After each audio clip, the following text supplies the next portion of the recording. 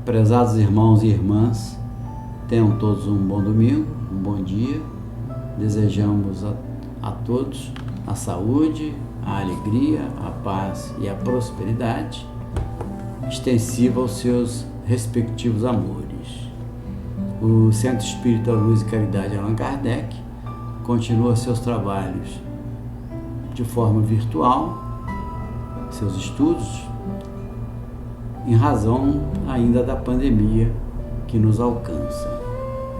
Nos coube hoje a leitura da página que precederá o estudo deste domingo, e esta página é do livro Quando Jesus Teria Sido Maior, de Paulo Alves Godoy, editado pela Federação Espírita do Estado de São Paulo, cujo título é O Cordeiro de Deus. E diz o seguinte: E dará à luz um filho, e chamará o seu nome Jesus, porque ele salvará o seu povo dos seus pecados. Mateus, capítulo 1, versículo 21. Há quase 20 séculos, uma rajada de vida nova passou sobre a face da terra. Nascia na obscura povoação de Belém de Judá o filho de um humilde carpinteiro.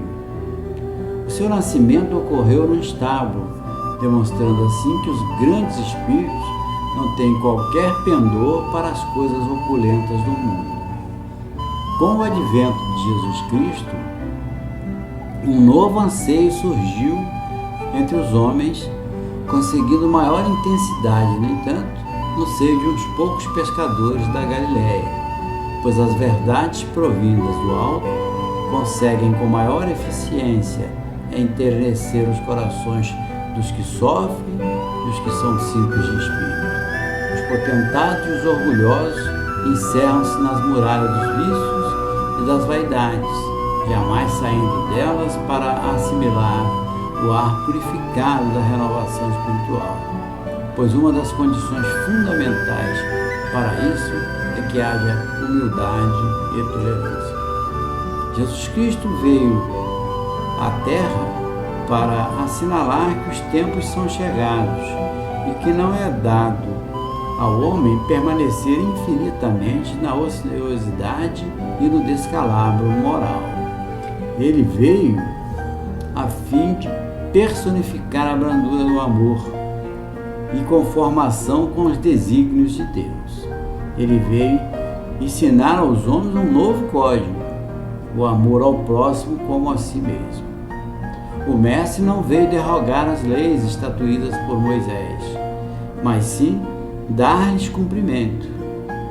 Assim, procedendo, fez com que a lei de Talião fosse substituída pelo amai-vos uns aos outros. A letra que mata cedeu lugar ao espírito que vivifica. O antigo e odiento, olho por olho, dente por dente, foi suplantado pelo amai mesmo aos vossos inimigos.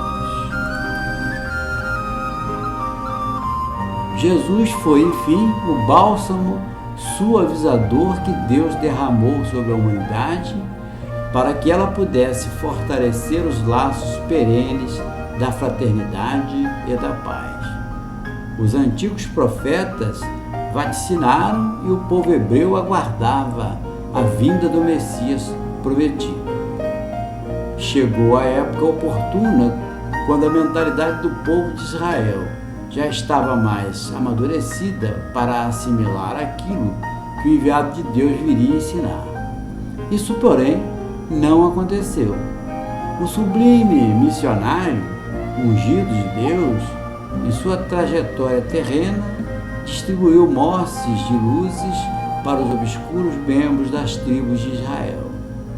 Entretanto, os principais sacerdotes judaicos não viram em Jesus o Messias que havia de vir, pois o orgulho da raça não lhes permitiu conciliar o fato de seu rei e redentor vir em condições tão humildes. Eles aguardavam um batalhador que abalasse as estruturas do Império Romano e que transpusesse as fronteiras de outros povos, levando as armas do reino de Israel até os mais recônditos lugares da terra. Aguardavam um rei que ultrapassasse Moisés, Davi e Salomão, um rei que outorgasse à suposta raça eleita os atributos de raça superior. Por isso, não aceitaram as suas palavras e chegaram ao extremo de crucificá-lo entre dois facínoras, passando a perseguir a sua doutrina e os seus dedicados seguidores, ignorando que a sua repulsa ao Cordeiro de Deus abriria o caminho para o futuro desmembramento da nação e a dispersão do povo judeu. O Cristo tudo predisse, e como uma galinha ajunta debaixo de suas asas os seus pintinhos, também desejou ardentemente reunir os belicosos descendentes de Israel debaixo de um só palho, com vistas a formar um só rebanho sob o cajado de um só pastor. Os escribas interpretavam os livros dos profetas como se Deus tivesse predileção por uma raça. Isso levou os judeus daquela época a se considerarem um povo superior, tendo orgulho por apanágio, desconhecendo que Deus não é o Jeová dos exércitos. A dispersão dos judeus, ocorrida no ano 69, representou dura lição para esse povo, que se considerava o eleito. Para Deus, todos os filhos são encarados com o mesmo amor, com o mesmo desvelo. Deus é equitativo, justo e misericordioso, e jamais poderia outorgar a um povo prerrogativas maiores que para outros. Felizes, porém, aqueles povos que compreendiam a mensagem vinda dos céus e executavam a vontade do Pai Celestial. Assim, a finalidade superior de encaminhar as ovelhas desgarradas ao redil motivou o advento na terra do maior dos missionários, daquele que João Batista definiu como sendo o Cordeiro de Deus, que veio para ensinar aos homens como se libertarem do pecado através da reforma íntima.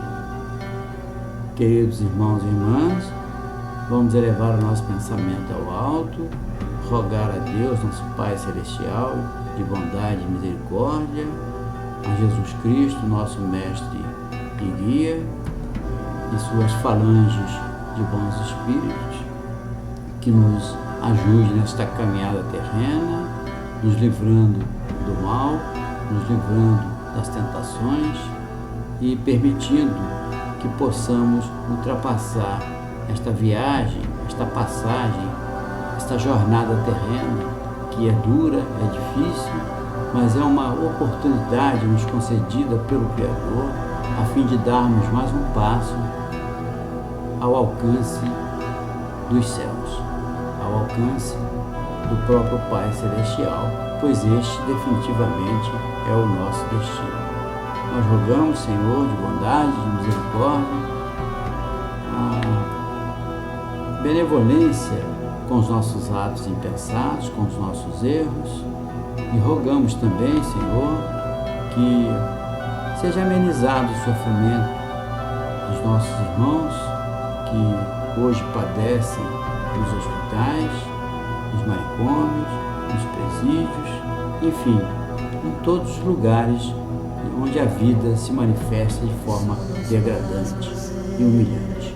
Pedimos, Senhor Deus, que nos intua e nos ilumine para que tenhamos a sabedoria necessária a fim de tratarmos e considerarmos o próximo como nosso irmão, praticando a caridade pela caridade, para que possamos nos livrar do orgulho, da vaidade e de todos esses corrosivos que realmente atrapalham o nosso desenvolvimento.